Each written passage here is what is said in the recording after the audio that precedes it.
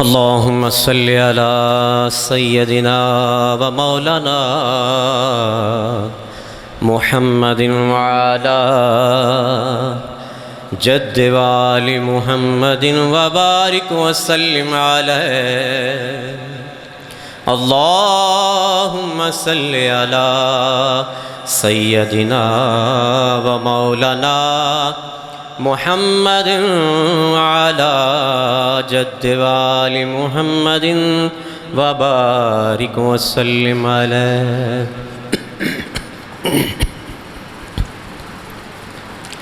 نحمده ونصلي ونسلم على رسوله الكريم.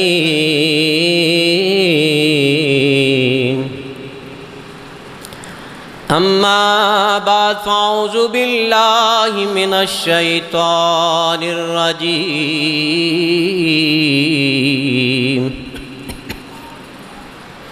ببركة بسم الله الرحمن الرحيم.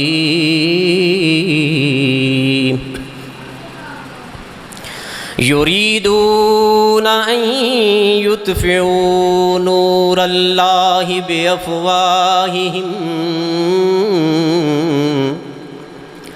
ويأبى الله إلا يتم نوره ولو كره الكافرون.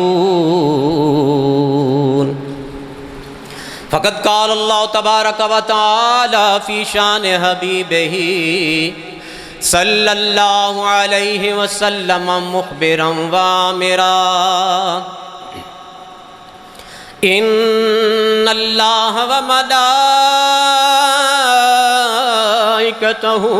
يصلون على النبي يا أيها الذين آمنوا صلوا عليه وسلموا تسليما. اللهم صل على سيدنا ومولانا محمد وعلى آل سيدنا ومولانا محمد وبارك وسلم عليه.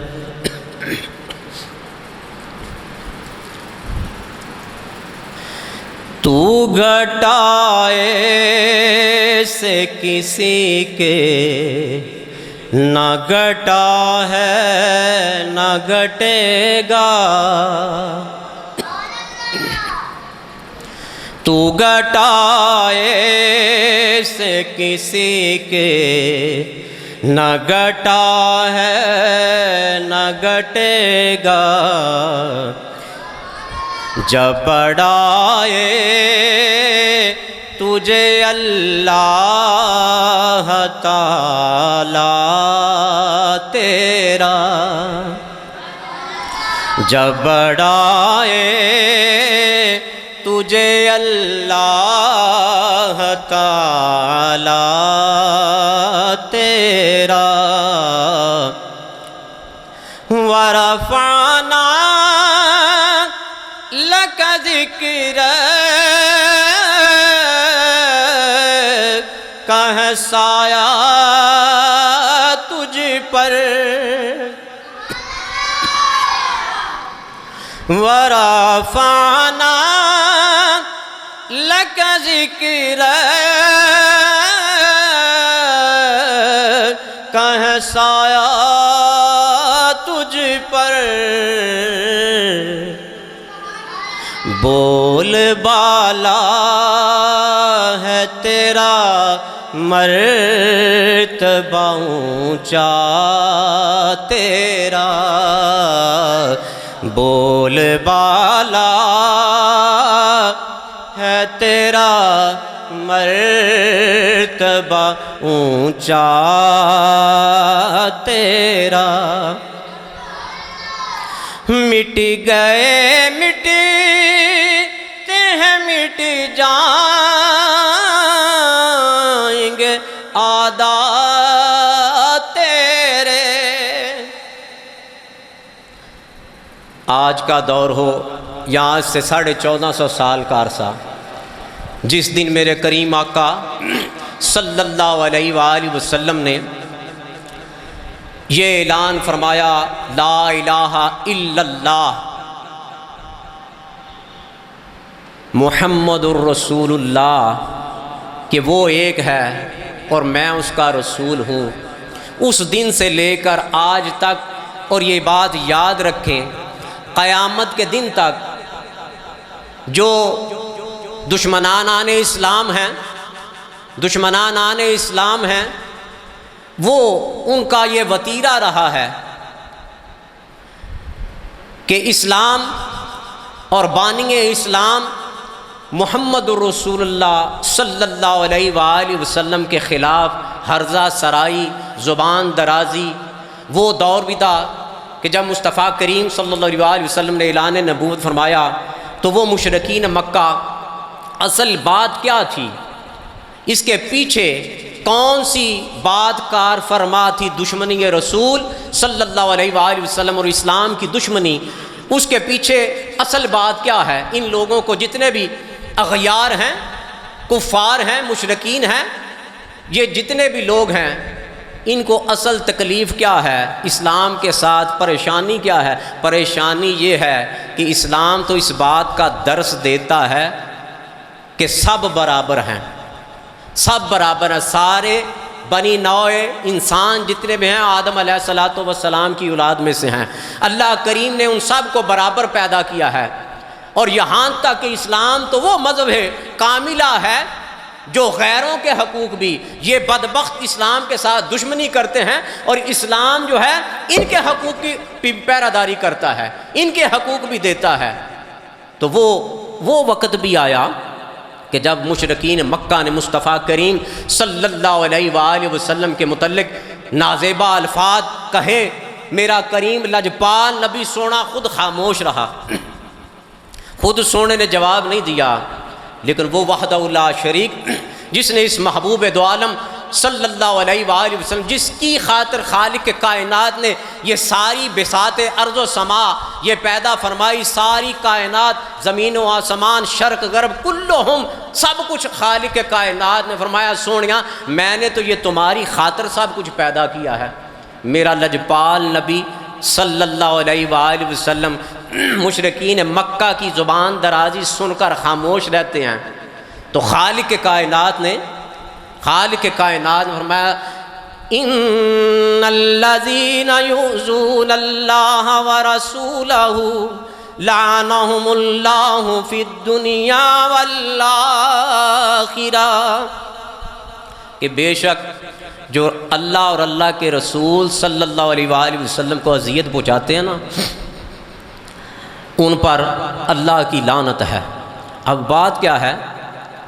ولید بن مغیرہ مشرکین مکہ میں سے تھا، بڑا پھنے ہاں، اس بدبخت نے مصطفیٰ کریم صلی اللہ علیہ وآلہ وسلم کی ذات والا صفات پر زبانیں تان دراز کی، نازیبہ الفاظ کہے، کریم آقا صلی اللہ علیہ وآلہ وسلم خاموش رہے۔ جبریل امین بارگاہ کریم صلی اللہ علیہ وآلہ وسلم نے خالق کائنات کا پیغام لے کر حاضر ہوئے کہ خالق کائنات فرماتا ہے سونیا یہ جس بدبخت نے زبانیں تان دراز کیا نا، تیری شان میں گستاخی کیا ہے، اشارہ تھا ولید بن مغیرہ کی جانب۔ اللہ پاک نے اس کے جو بھی اس میں خامیاں تھیں نا، اللہ پاک نے وہ آیات طیبات نازل ہوئیں، اس کی ساریاں خامیاں، لمبی ناک اس کی، زبان دراز ہے، اور آگے اللہ پاک نے فرمایا سب سے بڑھ کر یہ ہے اتلم بعد زنیم، وہ ہے ہی حرام زادہ، وہ ہے ہی حرام زادہ۔ اب یہ بات یہ ہے کہ جب یہ آیات طیبات اس بدبخت نے زبانیں تان دراز کیا، اللہ پاک کو یہ گوارا نہ ہوا کہ میرا محبوب تو خاموش ہے، وہ خاموش ہے، اس کی شان رحمت للعالمین ہے، وہ رحمت للعالمین اس کی اس بات کا تقاضا کرتی ہے کہ وہ ان بدبختوں کو جواب نہ دے، لیکن اس کی وہ پروردگار ہے، خلاق عالم ہے، وہ خالق، اس کو یہ گوارا نہ ہوا کہ میرے یار میرے محبوب صلی اللہ علیہ وسلم کے بارے میں کوئی نازیبہ بات کرے۔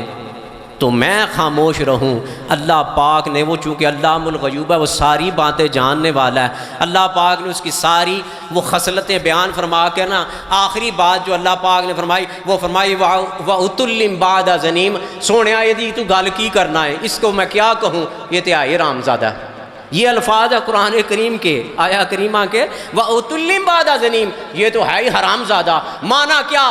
جو بھی مصطفیٰ کریم صلی اللہ علیہ وآلہ وسلم پر زبان تان دراز کرے گا، میرے آقا مولا صلی اللہ علیہ وآلہ وسلم کی شان میں گستاخی کرے گا، اس کے لیے یہ جان لے، تجھے پرکھنے کی کوئی DNA کروانے کی ضرورت نہیں ہے، بس یہ جان لے کہ وہ ہے ہی حرام زادہ۔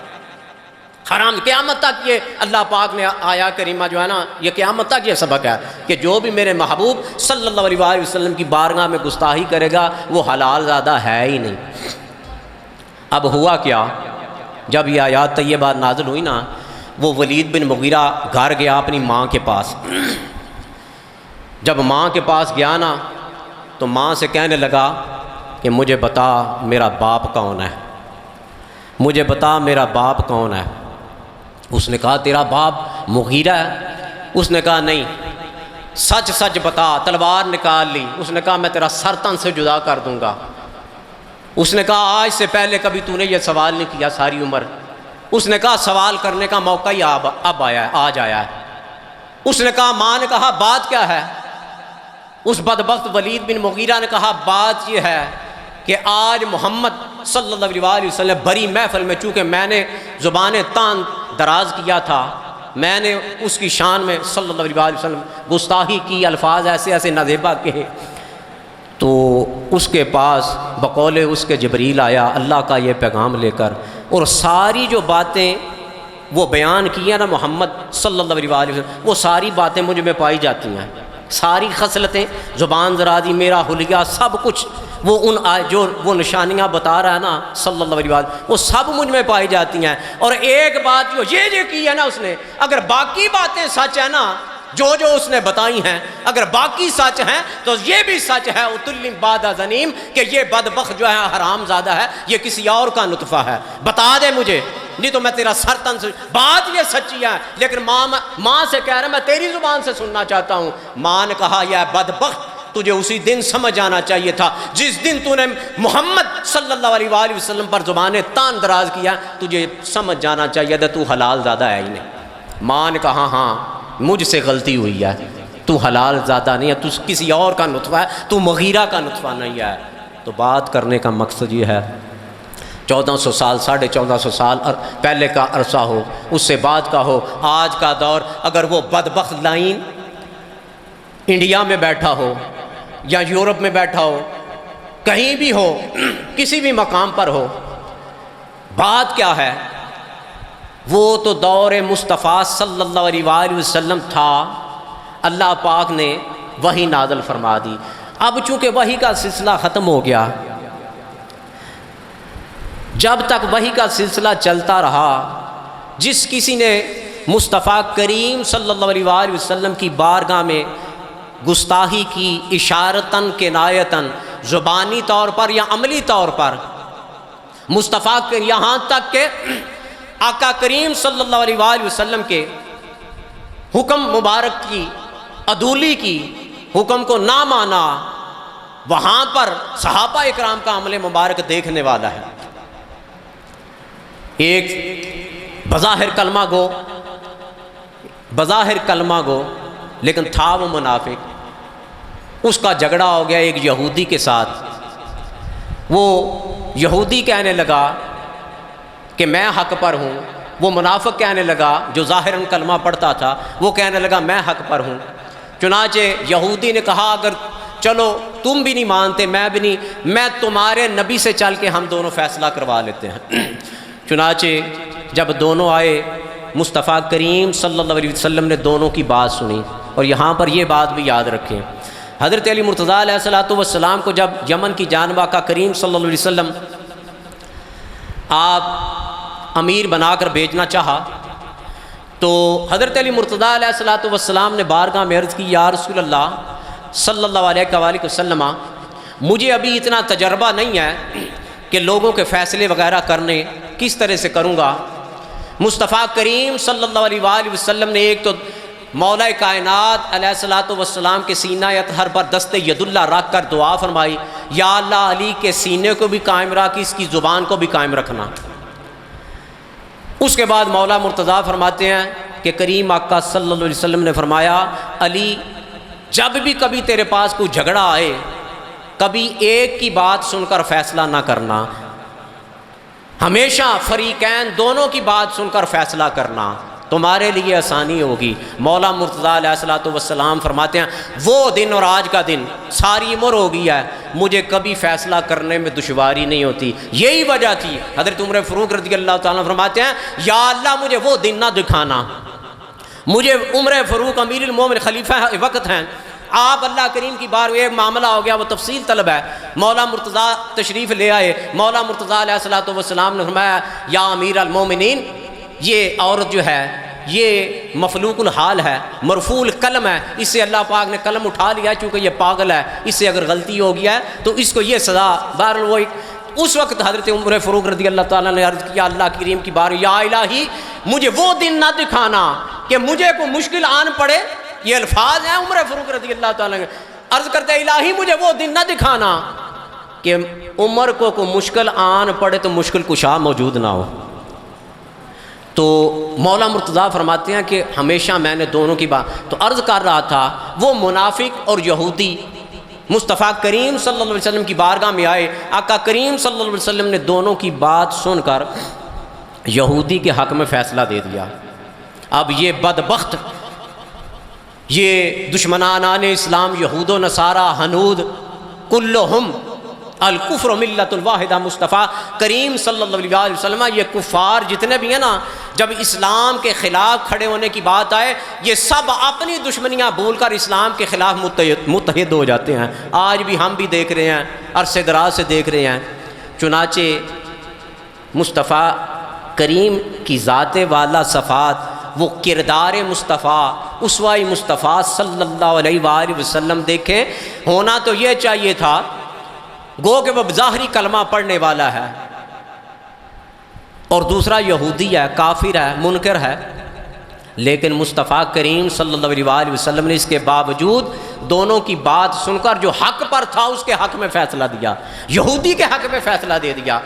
باہر نکلے مسجد شریف سے، اس بدبخت جو ظاہراً کلمہ گو تھا منافق، اس نے کہا مجھے یہ فیصلہ منظور نہیں ہے۔ اس نے کہا یہودی نے تیرے نبی صلی اللہ علیہ وسلم نے فیصلہ کیا ہے، تجھے یہ فیصلہ منظور نہیں ہے؟ اس نے کہا نہیں۔ اس نے کہا پھر کیا کرنا ہے؟ اس منافق نے کہا کہ چل کے عمر سے فیصلہ کرواتے ہیں، عمر سے فیصلہ کرواتے ہیں۔ اس نے کہا چلو عمر سے فیصلہ کروا لو۔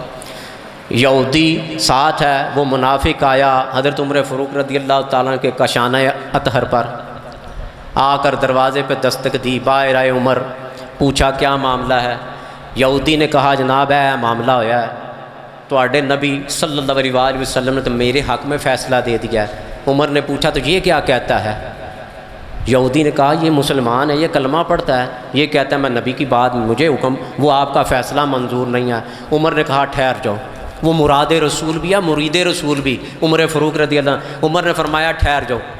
عمر اندر گئے، جا کے تلوار اٹھا لائے، تلوار اٹھا لائے، آتے ہی اس منافق کا سر قلم کر دیا اور فرمایا جو محمد عربی صلی اللہ علیہ وآلہ وسلم کی حکم عدولی کرتا ہے، میرے کریم صلی اللہ علیہ وآلہ وسلم کا حکم نہیں مانتا، روگردانی کرتا ہے، عمر اس کا فیصلہ اس طرح کرتا ہے، اس طرح فیصلہ کرتا ہے۔ وہ صحابہ اکرام رضوان اللہ علیہم اجمعین کی ذوات قدسیہ ہوں، یہاں بعد میں آنے والے بھی ایسے ایسے عاشق موجود ہیں، اور یہاں پر یہ بھی بات بڑی قابل غور ہے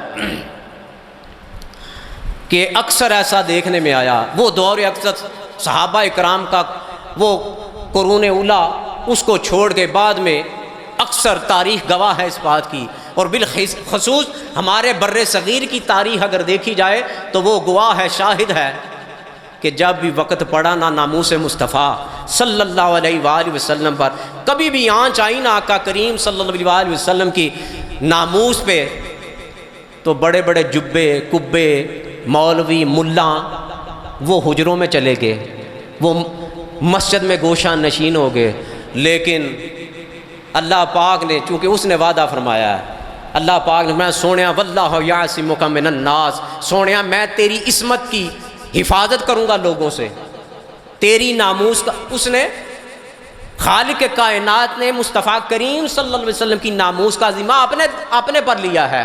اور یہ کیسے ہو سکتا ہے؟ خالق کائنات جو ہے اگر کوئی بدبخت زبانیں تان دراز کرے تو اس کے لیے اللہ پاک نے انتظام نہ کیا ہو۔ اور دنیا جانتی ہے کہ وہ دور بھی آیا 1930-31 کے دوران، پاکستان بننے سے پہلے دنیا جانتی ہے کہ جب ایک بدبخت ہندو لائن نہیں، آج بھی اس ہندو وہ بدبخت جو ہیں انہوں نے بکواس بازی کی، شان مصطفیٰ صلی اللہ علیہ وآلہ وسلم میں ہرزہ سرائی کی، زبانیں تان دراز کیا، انشاءاللہ وہ اپنے کیفر و کردار کو پہنچیں گے۔ اور یہ بھی بات یاد رکھیں، شاید آپ لوگوں نے دیکھا سنا ہوگا، سویڈن میں ایک بدبخت نے جس نے گستاخی کی تھی، اس کا حال کیا ہوا؟ اس نے اپنی سیکورٹی کے لیے، اس کو اتنا خطرہ لاحق ہو گیا کہ مجھے مسلمان مار دیں گے، ملک ان کا ہے، لیکن اس کے باوجود ان لوگوں کو یہ خطرہ رہتا ہے۔ بکواس تو وہ کر دیتے ہیں، کرتے کیوں ہیں؟ اس کے پیچھے کیا ہے؟ حقیقت کیا ہے اس کے پیچھے؟ کیوں آئے دن کچھ ہی عرصہ گزرتا ہے تو یہ بکواس بازی گستاخی جو ہے شروع ہو جاتی ہے؟ بات کیا ہے؟ اقبال نے اس کی طرف اشارہ کیا ہے کہ حقیقت کیا ہے کہ مصطفیٰ کریم صلی اللہ علیہ وآلہ وسلم کی شان اطہر میں یہ بار بار بکواس کرتے ہیں۔ اس کی وجہ کیا ہے کہ یہ جانتے ہیں کہ مصطفیٰ کریم صلی اللہ علیہ وآلہ وسلم مسلمان کلمہ گو، جو سچا کلمہ گو ہے، جو اللہ اور اللہ کے رسول صلی اللہ علیہ وآلہ وسلم پر ایمان رکھتا ہے، گو کہ اس کے اعمال اچھے ہو سکتا ہے نہ ہو، پنجگانہ نماز نہ باقاعدگی سے ادا کرتا ہو، ارکان اسلام کا پابند نہ ہو، لیکن جب مصطفیٰ کریم صلی اللہ علیہ وآلہ وسلم کی ناموس کی بات آتی ہے نا، وہی جو بالکل ہم جن کو سمجھتے ہیں، حقیر سمجھتے ہیں، عملی طور پر عملوں والے، نمازیں پڑھنے والے، ان کو کہتے ہیں پتہ وہ یہ فلانا ٹنگا نمازاں بھی نہیں پڑھتا، برے کام کرتا ہے۔ ایک شخص صحافی، نام نہیں یاد، اس کے بارے میں یہ بات بڑی مصدقہ ہے کہ سارے کسب کرتا، نماز روزہ کوئی نہیں، مسلمان تھا، کلمہ گو تھا۔ ایک دن اپنے دوست کے ساتھ، انگریز دوست تھا، اس کے ساتھ بیٹھا ہوا ہے، کسی کلب میں بیٹھا ہوا شراب نوشی کر رہا ہے۔ اسی دوران اس بدبخت انگریز نے مصطفیٰ کریم صلی اللہ علیہ وسلم کے بارے میں کوئی باتیں کرنی شروع کر دیں، اسلام کا موضوع جو ہے وزیر بحث آ گیا۔ کرتے کرتے اس بدبخت انگریز نے مصطفیٰ کریم صلی اللہ علیہ وسلم کی بارگاہ میں گستاخی کی۔ اسی وقت وہ جو صحافی تھا مسلمان، شراب پی ہوئی تھی، نشے میں تھا، اسی وقت اس مسلمان نے اس کو زوردار تماچا دیا، اور اس نے کہا، مسلمان نے کہا، اے بدبخت، ساری باتیں ہو سکتی ہیں، میں شرابی ہوں، گناہ گار ہوں، کوئی عمل نہیں ہے میرے پاس، لیکن صرف ایک ہی سہارا ہے، صرف ایک ہی سہارا ہے، محمد عربی صلی اللہ علیہ وآلہ وسلم کا۔ اے ظالم، تو مجھ سے وہ بھی چھیننا چاہتا ہے؟ یہ بات یاد رکھ، میں نشے میں مخمور تو ہوں، لیکن اتنا بھی مدہوش نہیں ہوں کہ میرے محبوب صلی اللہ علیہ وآلہ وسلم کی بارگاہ میں کوئی گستاخی کرے تو میں خاموش رہوں۔ تو یہ تاریخ شاہد ہے کہ وہ وقت بھی آیا کہ جب ادھر لاہور میں ایک ہندو لائن نے مصطفیٰ کریم صلی اللہ علیہ وسلم کی شان میں گستاخی کرتے ہوئے کتاب لکھی۔ اب جو علماء تھے، بڑے بڑے اچھے لوگ ہر دور میں تھے، یہ نہیں کہ علماء ان میں کوئی عشق مصطفیٰ صلی اللہ علیہ وسلم موجود نہیں، ہر دور میں تھے، لیکن علماء جو تھے وہ میٹنگیں آپس میں مسئلہ جو ہے مشورہ، یہ کیسے کرنا چاہیے، اس کے ساتھ کیسے نمٹنا چاہیے، انگریز کی حکومت ہے اب کیا کرنا چاہیے۔ اسی اثناء میں اللہ پاک نے جس کی ڈیوٹی لگائی ہو، وہ نوجوان اٹھا، کوئی نماز نہیں پڑھتا تھا، کوئی روزے نہیں، کوئی اتنا لمبا چوڑا وہ اعمال کا اس کے دامن میں کوئی ذخیرہ نہیں تھا، اٹھا، پتہ جب چلا نا کہ محمد عربی صلی اللہ علیہ وآلہ وسلم کی شان میں فلاں فلاں نے گستاخی کی ہے، اٹھا، آتے ہی اس نے خنجر لیا اور آ کر اس کا کام تمام کر دیا، ہندو کا کام تمام کر دیا۔ شور بڑھ گیا، انگریز حکومت ہی پکڑ لیا گیا، اس کو قید کر دیا گیا، اور جب قید کر دیا گیا نا تو حضرت قائد اعظم رحمۃ اللہ علیہ جیسی شخصیت، وہ اٹارنی ایٹ لا، وہ بیرسٹر، وہ وکیل کہ جس کا وہ کیس لڑتا تھا رحمۃ اللہ علیہ، وہ بندہ ہی جیتتا تھا۔ قائد اعظم رحمۃ اللہ علیہ آئے اور آ کر کہا، اے علم دین صرف اتنا کہہ دے، اتنی سی بات کہہ دے کہ میں نے اس کو قتل نہیں کیا، تجھے بچانا میرا کام نہ ہے۔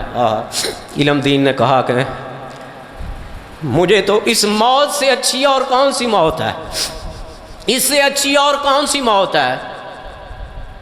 اے محمد علی جناح، مجھے یہ تو ایک زندگی ہے، ایک جان ہے، ہزاروں جانیں محمد عربی صلی اللہ علیہ وسلم کے نام پر قربان ہیں۔ اور اس وقت حضرت غازی علم دین شہید رحمۃ اللہ علیہ نے ایک شعر کہا،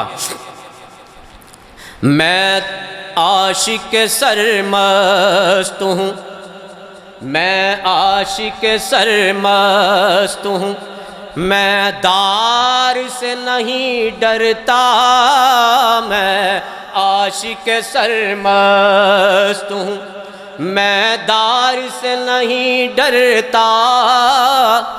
آپ مجھے کہتے ہیں کہ پھانسی کا پھندا ہے، یہ تو ایک پھندا ہے، ہزار جانیں بھی ہوں، ہزار بار مجھے لٹکایا جائے تو کوئی پرواہ نہیں ہے۔ کیوں؟ میں تو اس ذات والا صفات کا عاشق ہوں کہ جس کے سامنے اس کے غلام اپنے سر کٹواتے رہے ہیں، سر کٹواتے رہے ہیں۔ احد کے پچھلے پورا مہینہ تقریباً احد کا ذکر کیا، لیکن ابھی وہ تکمیل نہیں ہوئی، سارا کمال کو بیان نہیں کر سکا۔ ایک صحابی تھے حضرت زیاد بن سکن رضی اللہ تعالیٰ عنہ، ان کو تیر لگے، زخم لگے، نڈال ہو کر گر پڑے۔ اب پتہ تھا کہ ملک الموت قریب ہے، نزع کا عالم طاری ہے، پتہ تھا اس بات کا۔ یہ ایک علیحدہ ٹاپک کا موضوع ہے کہ اللہ والوں، وہ تو صحابی تھے، عام بندہ مومن کو پتہ چل جاتا ہے میری موت کا وقت آ گیا، اس کو پتہ چل جاتا ہے کہ ملک الموت آ گیا ہے۔ چنانچہ وہ صحابی حضرت زیاد بن سکر رضی اللہ تعالیٰ نے جب سامنے دیکھا نا کہ اسرائیل آ گیا ہے، تو آپ نے کیا کہا؟ جان تو دینی ہے میں تجھے۔ تو کہا کیا؟ حضرت زیاد بن سکر رضی اللہ تعالیٰ اسرائیل کو مخاطب کر کے کہتے ہیں، دو گھڑیاں رک جا تقدیرے، تے مینوں لگیاں توڑ نبھا لین دے، دو گھڑیاں رک جا تقدیرے،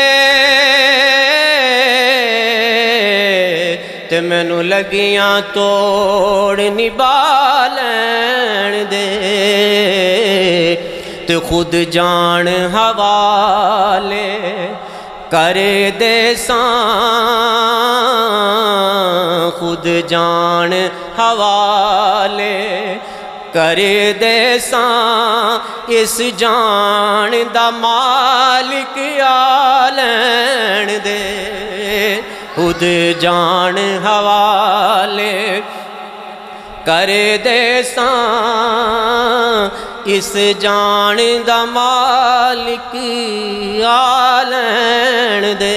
فرمایا ٹھہر جا، جس ذات کی خاطر میں نے اتنے زخم سے ہیں نا، سونے دا دیدار تے کر لین دے نا، آخری موقع پہ دیدار تو کر لینے دے ہیں، ودہا دا مکھڑا ویکھ لواں، یہ موت کیا ہے۔ تو وہ غازی علم دین شہید رحمۃ اللہ علیہ نے وہ 1400 سال بعد آنے، آج بھی وہ تڑپ، جو عام لوگ ہیں نا، عام لوگ، ان میں یہ چیز موجود ہے، عشق مصطفیٰ۔ اقبال نے کہا، وہ فاقہ کش جو ڈرتا نہیں موت سے ذرا، اس کے جسم سے روح محمد نکال دے۔ اصل بات کیا ہے؟